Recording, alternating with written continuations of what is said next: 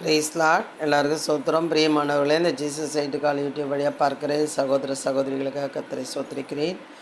இந்நாளிலே கூட துன்மார்க்குடைய ஆலோசனை நடக்கக்கூடாது என்று வேதம் நமக்கு சொல்லிக் கொடுக்கிறது.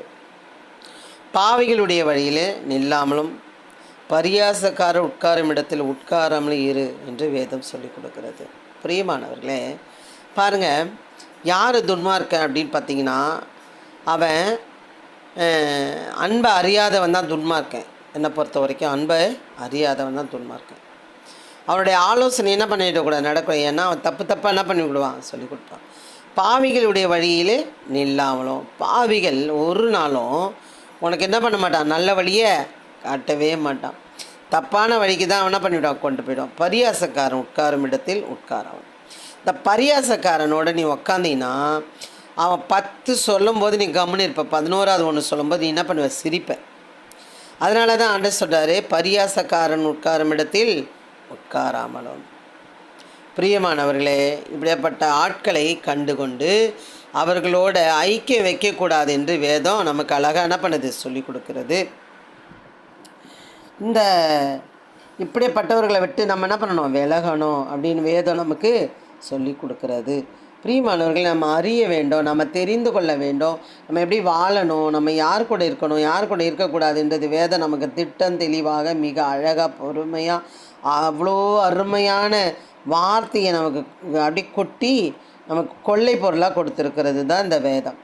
இது வாழ்க்கைக்கு உதவும், சயின்டிஸ்ட்டுக்கு உதவும், நம்ம விவசாயிக்கு உதவும், எல்லாத்துக்கும், நம்ம பிஸ்னஸ்க்கு உதவும், நம்ம எல்லாம் ஒரு எப்படி சொல்கிறது, எப்படி பிஸ்னஸ் பண்ணணுன்றதுக்கு உதவும். அப்படி அநேக காரியங்களே வேதத்தின் வழியாக நம்ம என்ன பண்ணலாம், கண்டுகொள்ளலாம்.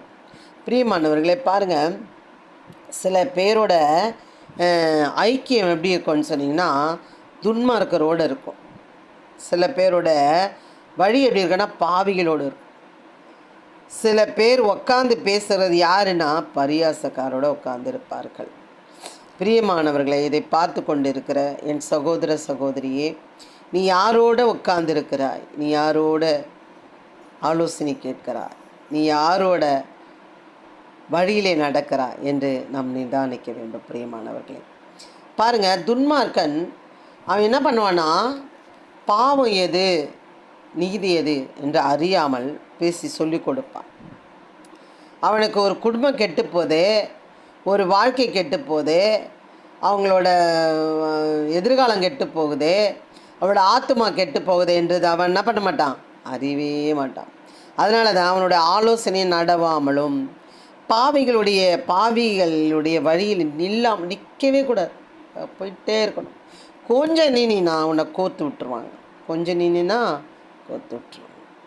பிரியமானவர்களே, பாருங்கள், இந்த பாவிகள் என்ன செய்வாங்கன்னு பார்த்தீங்கன்னா, நான் போகிறேன்ல, தப்பு பண்ணுறேன்ல, நீ என்ன பண்ணு, தப்பு பண்ணு, நீ மட்டும் என்ன சத்தியவதியா, நீ மட்டும் சத்தியவானான்னு சொல்லி அவங்க என்ன பண்ணுவாங்க, அவங்க வாழ்க்கையை அசுசிப்படுத்த அவங்க விருப்பம் கொண்டு இருக்கிறவர்களாக. அதனால தான் பாவிகளுடைய வழியில் நில்லாமலும் பரியாசக்காரர் உட்காரும் இடத்தில் உட்காரம். பரியாசக்கார் அவன் நல்லவன் கெட்டவன், நல்லவங்க கெட்டவங்க ஒன்றும் பார்க்க மாட்டாங்க, எல்லாரையும் என்ன பண்ணுவான், பரியாசம் பண்ணுவான். பிரியமானவர்களே, இந்த பரியாசம் பண்ணுகிறவர்களை பார்த்தாலே எனக்கு பயங்கர பற்றிக்கிட்டு வரும். ஏன்னு கேட்டிங்கன்னா, அவங்களுக்கு எப்படி இருக்காதுன்னா நீதி தெரியாது. வேதம் படிப்பாங்க, அது அவங்களுக்கு கண்ணு மூடப்பட்டிருக்கும். அவங்களுக்கு எல்லாம் கேட்பாங்க, ஆனால் காது மந்தமாக இருக்கும். அவங்க எல்லாம் இருதயத்தில் என்ன போடுவாங்கன்னா, யாரை எப்படி பண்ணலாம், எப்படி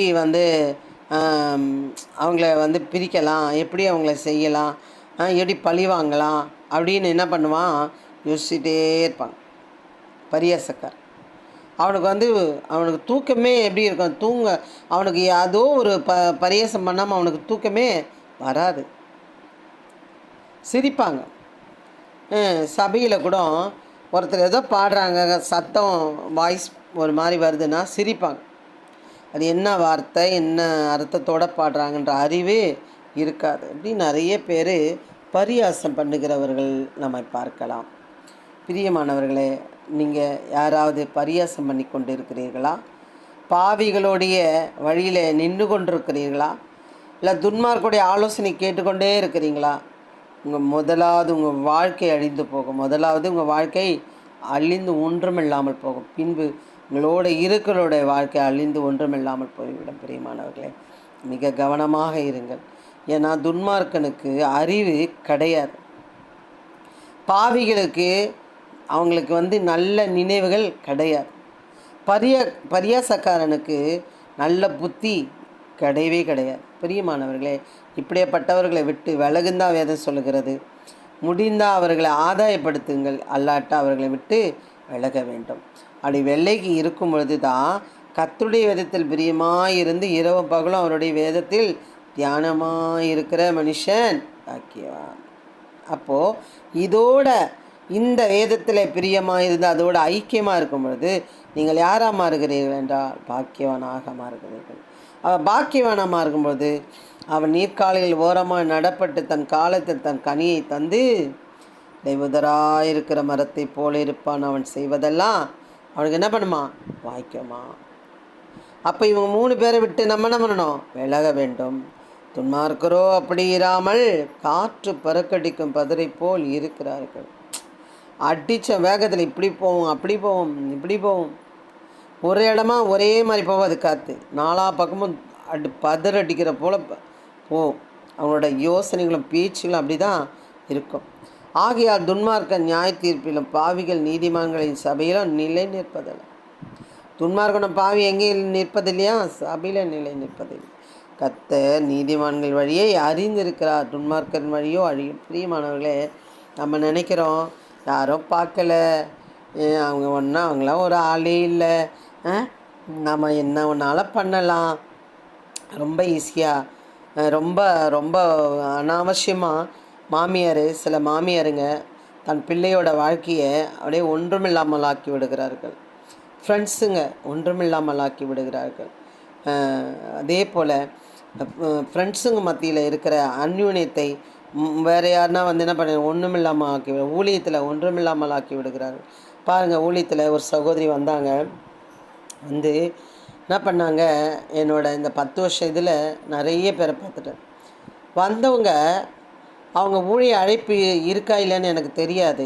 ஆனால் அவங்களோட வார்த்தைக்கு அவங்க என்ன பண்ணாங்கன்னா, என்னோடய ஊழியத்தில் ஜெபிக்கிறதுக்காக ஆட்கள் வேணுமே அழுது ஜெபிச்சுட்டு இருந்தேன். ஒவ்வொருத்தரா அந்த அம்மா என்ன பண்ணிச்சு தெரியுங்களா? நான் எல்லாரோட பேசுவேன். என்னை பேச விடாமல் என்னை பின்னாடி இழுத்து அவங்களோடலாம் ஐக்கியம் இல்லாமல் ஆக்கி விட்டுட்டு இப்போது அந்த அம்மா என்ன பண்ண தெரியுமா? எல்லாரோட ஐக்கியமாக இருக்கிறது. கடைசியில் என் கூட ஊழியத்துக்கு வந்தவங்களும் என் கூட இருந்தவங்களையும் ஒவ்வொரு ஆளாக என்ன பண்ணுது? பிரிக்குது. அது முகமே ஒரு கலகலன்னு இருக்காது பாருங்கள். அப்படி கட்டுன்னு இருக்கும். ஒரு தெளிவான ஒரு எப்படி சொல்கிறது, தாழ்மையான பேச்சே இருக்காது. எடுத்தங்கவுத்தன்னு பேசும். இப்படி நிறைய பேர் இந்த ஊழியத்தில் நான் பார்த்துருக்குறேன் பெரியமானவர்களே. ஆனால் அவர் பார்க்கல, அவருக்கு ஒன்றுமே தெரியாது, அவருக்கு கண்ணு தெரியாது, அவருக்கு காது கேட்காது அப்படின்னு நினச்சிட்ருக்காங்க. ஆனால் சொல்கிறார் ஆண்டவர், கர்த்தர் நீதிமான்கள் வழியை அறிந்திருக்கிறார், துன்மார்க்கரின் வழியோ அழியும்.